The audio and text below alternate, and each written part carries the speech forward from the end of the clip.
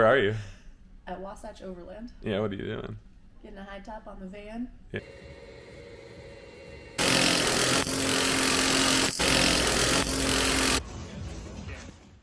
Good morning, good morning, good morning. A cold one this morning. It was 28 degrees whenever I woke up.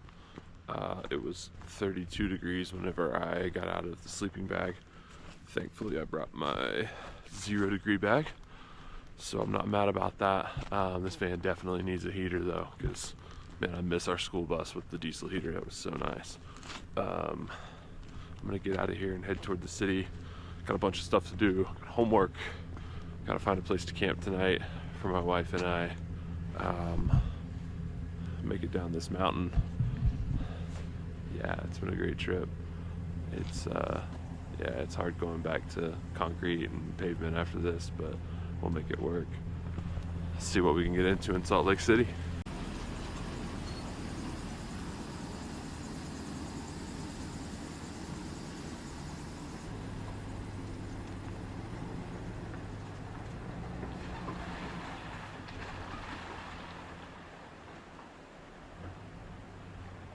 All right, y'all, so we've done kind of the glorious side of van lifing on this trip with the mountain vistas and the babbling brooks and whatever else. Now you get to see the not so glamorous side of van life. So I'm in downtown Salt Lake City, made my way down the mountain this morning. I have the roof vent rolling because I'm cooking up some chorizo quesadillas here. Let's flip you around so we can see them and give them their full glory. Delicious, but I am in the van in a city park because that's what you do sometimes in van life, and that's okay. It's not a big deal, but it is different, and some folks I think are surprised when they multitask here, when they learn that that is a part of van life, is being in the city, finding a place to park.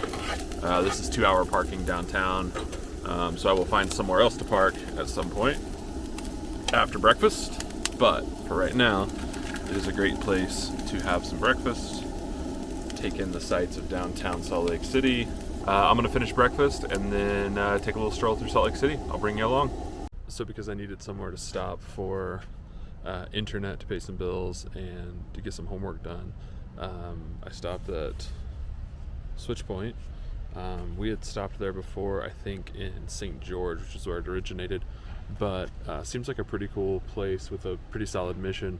Looks like a nonprofit that donates basically all of their revenue outside of operating expenses to fighting homelessness. So it was pretty sweet. The food was great. The menu was like perfectly priced, and they let me chill for a couple hours and work on stuff on the Wi-Fi. So yeah. Huge 5-star review from this guy, and can't wait to go back whenever we're back in the area. This is kind of a fun episode here, just because you're getting to see a lot of what real life van life is in a very, very, very, very, very short period. So only a few days on the road here, and you're getting to see epic wild camping, slightly challenging off-road situations, and you are also getting to see inner city KOA camp life. So Rachel's flying into the Salt Lake City airport, which is approximately a mile due west of here. Wasatch Overland, which is where we're having the high top put in on the vehicle, is approximately 10 minutes to the east of here. And there's not another campsite really that's more affordable than this within 10 miles or so. There's excellent coffee right around the corner I just found, and it's quiet enough. It's a KOA. It's pretty consistent. It's kind of like Walmart. You hate it, but at the same time, like, it works, and it works for a reason. Thousands of people camp here every year for a reason. It's not cheap, but it is exactly where we need to be.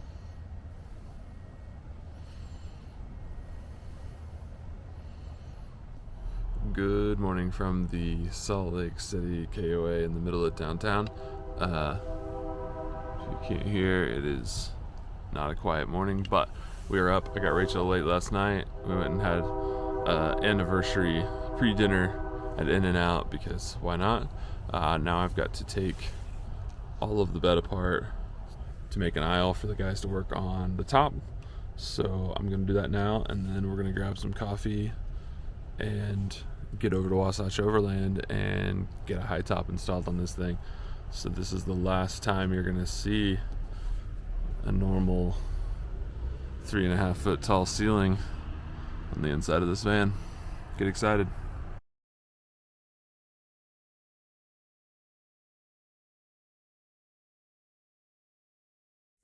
Where are you? At Wasatch Overland. Yeah, what are you doing? Getting a high top on the van. Yeah, you stoked? Yeah. Are you exhausted? Yeah. Where have you been? At Overland Expo East. Yeah? Was it great? It was. We raised $19,000 for the foundation, so Oh my always a good gosh. day. It's so good. Yeah. You ready to wander around this place? Let's do it. Cool.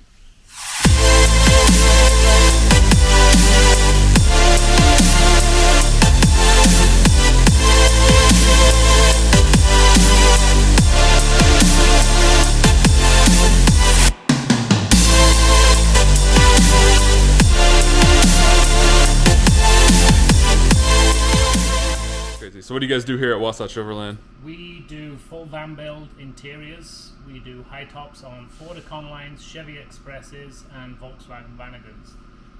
Primarily, our day-to-day is van building interiors. People will come to us with their vans, typically an Econoline or a Chevy Express. We will strip it all the way back to metal, and then we will build a full interior in it. And we're very well known for our high top installations. High top in a day, so again people will come to us from all over the country, and we will cut their roof off, put a fiberglass high top on that allows for someone that is 6 foot tall to stand up. We also are TufPort, who is in Canada, with their US distributor, so when it comes to truck campers, we can put these slide-ins on the back of trucks that are one-piece fiberglass, waterproof, so we do a lot of those with interior builds in those as well. But really, we're known for the Econoline and the Chevy Express upfitting services, floors, electrical, full interiors, and that's why people come to us from all over the country for that work and Nice. the high tops. Too good. Did I see a Land Cruiser 80 series over there? Yeah, so one of our small little niches that we broke into and has been really successful is the Land Cruiser Super Cap 80, which is a pop top for the Land Cruiser 80 series. There's a fair bit of demand and not many suppliers that do a pop top or a sleeping solution for the Land Cruiser 80. Yeah. And so we have a fiberglass mold and we have a fiberglass unit that has a scissor mechanism. So we do the Super Cap 80 for the Land Cruiser 80, and then we also do a lot of drawer systems for all of the Toyota range. Nice.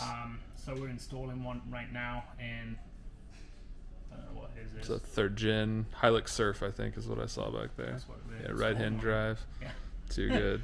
Out time. If somebody wants to start a high top right now, what's your wait time? So right now we're booking into December. So usually we're 2 to 3 months out. High tops take typically a day to install. Someone rolls in at 8 o'clock, they're done by lunchtime. Yep. Unless they want additional work doing, which is very popular, like floor heating, swivel pedestal for the passenger seat, electrical systems. Yeah, we can work all of those in. Usually they're with us for about a week, but an actual high top in and out is done in a day, and usually 3 months booked out. And then for builds, we usually booked out by about a year. Okay. It's a good problem to have, huh? Yeah. Cool, man. I prefer to be booked out that long. Yeah, for sure. Well, I appreciate you taking the time and letting us hang out. This has been great. Yeah. thank you. Unbelievable.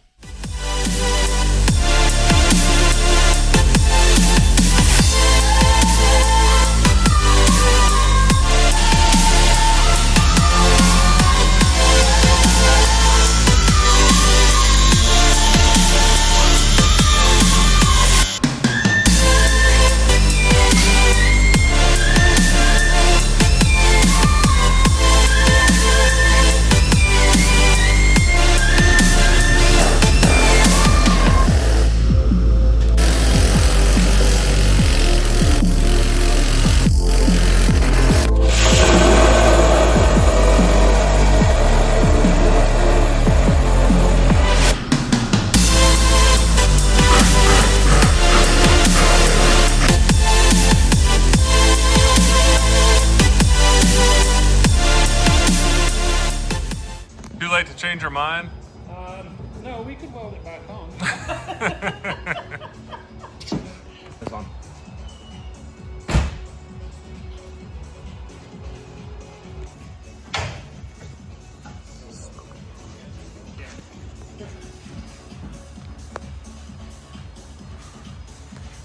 They've done this a couple of times. What do you think?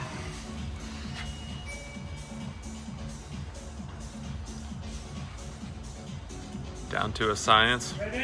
Nice and easy.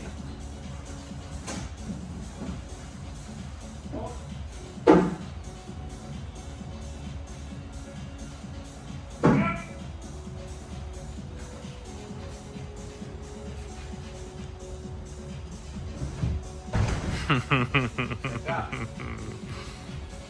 figure out how long this would have taken us. How long do you think it would have taken us? It would have taken us months. That's not true. But I months, probably. Dude, that's silly. Let me draw a line.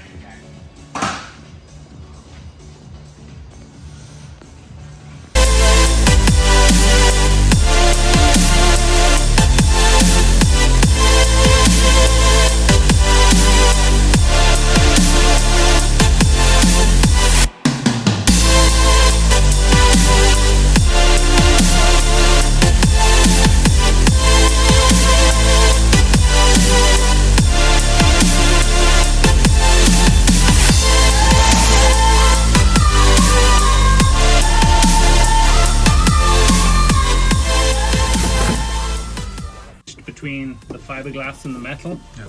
As the screw's gone through, it's picked up the butyl. But then what Jason's doing right now is we have this tool and we'll go around and we call it packing the butyl. So it packs it down into this gap even more and squishes it more around the screws, just as an extra layer of like water tightness, I guess. It's crazy.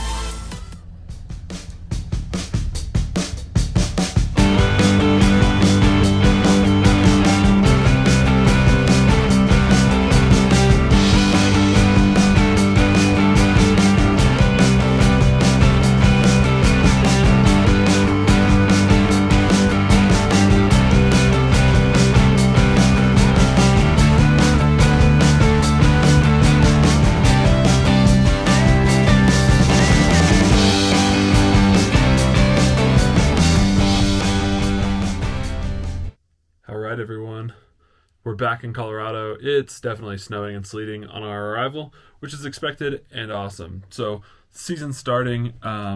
This thing is not remotely ready for winter, obviously. We just got the high top installed, and I just wanted to kind of show you around on the inside. I'm 6'3". I'm wearing boots right now, and I am standing straight up, and my head is in the it's on the roof. It is even at 6'3". The little hump right before the little drop down here, I can stand up without absolutely touching anything, which is the first time that's happened to me in everything but a roof raised schoolie. And then as you get up here to the front, it definitely lowers down, and it is definitely like 6'1" in the front, which is still great.